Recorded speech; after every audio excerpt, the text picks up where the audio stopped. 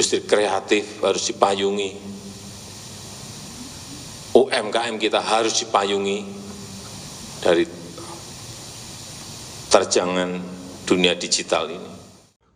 Perkenalkan, saya Ati Sumagiati, NPM 2301010103 dengan rekan saya Retno Irmawati dengan NPM 2301010104 dari Prodi Manajemen kelas RPM. Kami akan membawakan kasus ditutupnya TikTok Shop di Indonesia.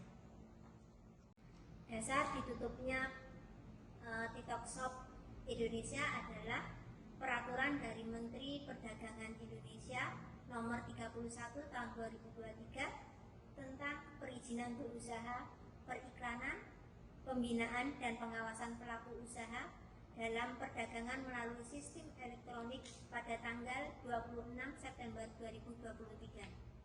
Adapun tujuan disusunnya Permendak nomor 31 tahun 2023 adalah untuk menciptakan ekosistem PMSE yang sehat dengan memperhatikan perkembangan teknologi yang dinamis.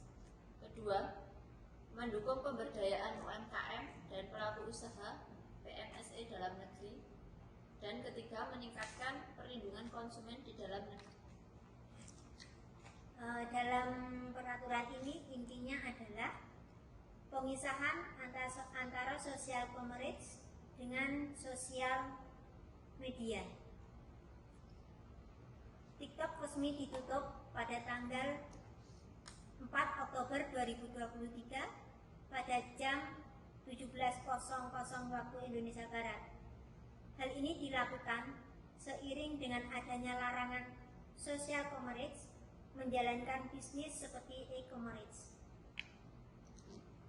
Penyebab utama TikTok Shop akhirnya ditutup oleh pemerintah adalah karena izin usaha yang berlaku di Indonesia.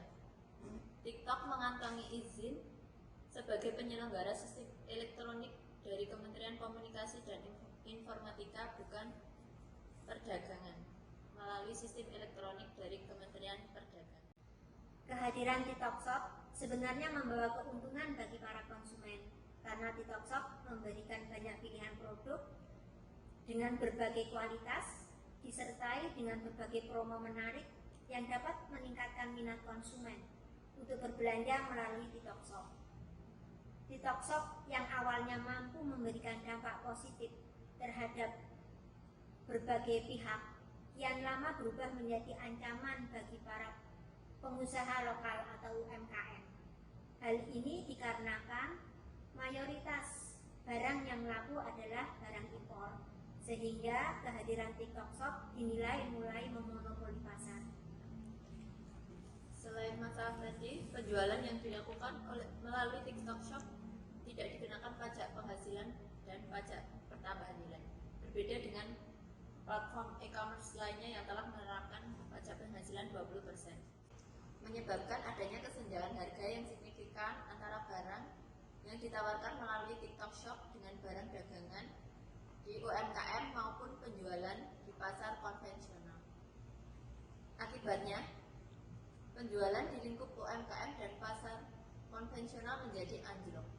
Oleh karena itu, pemerintah Indonesia akhirnya resmi menutup TikTok Shop di Indonesia guna menjaga keseimbangan harga pasar di Indonesia. Ditutupnya TikTok Shop memberikan dampak terhadap kelangsungan pendapatan usaha mikro, kecil, dan menengah atau UMKM yang selama ini punya akun di TikTok. Penjualan di TikTok Shop adalah isu yang kompleks dengan pro kontra yang beragam. Solusinya bukan hanya menguntungkan satu pihak, tetapi harus menciptakan keseimbangan yang adil. Pemerintah dan platform media sosial seperti TikTok perlu bekerja sama untuk mencapai tujuan ini tanpa mengorbankan aspek lain yang juga penting. Dialog dan kerjasama yang baik antara pihak-pihak terkait menjadi kunci untuk menentukan solusi yang memuaskan bagi semua pihak. TikTok membuka plat e-commerce baru dengan izin yang sesuai dengan ketentuan aturan pemerintah. Demikian pengangkatan kasus ditutupnya TikTok Shop oleh pemerintah. Saya, Retno Ermawati, dan rekan saya Atik Sumakiati mengucapkan terima kasih atas atensinya.